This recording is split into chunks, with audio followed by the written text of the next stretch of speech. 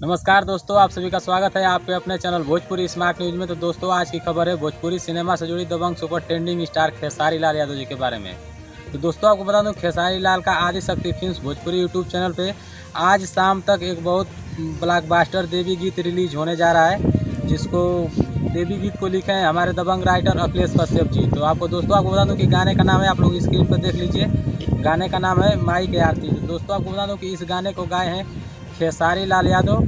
और आपको पता है कि आदि शक्ति से जितने भी गाने रिलीज होते हैं उस गाने में श्याम सुंदर जी का म्यूजिक रहता है। तो इस गाने में भी श्याम सुंदर जी का म्यूजिक है। तो आप लोग तैयार हो जाइए, आदि शक्ति फिल्म भोजपुरी यूट्यूब चैनल पे माई के आरती रिलीज होगा, जिस गाने को गाए हैं खेसारी लाल यादव।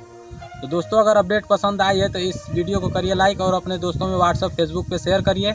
और चैनल पे पहली बार है तो चैनल को सब्सक्राइब कर लीजिए भोजपुरी की छोटी बड़ी खबरों से अपडेट रहने के लिए। तो दोस्तों, फिलहाल के लिए इतना ही, मिलेंगे अगली वीडियो में। तब तक के लिए देखते रहिए भोजपुरी स्मार्ट न्यूज। जय हिंद, जय भोजपुरी।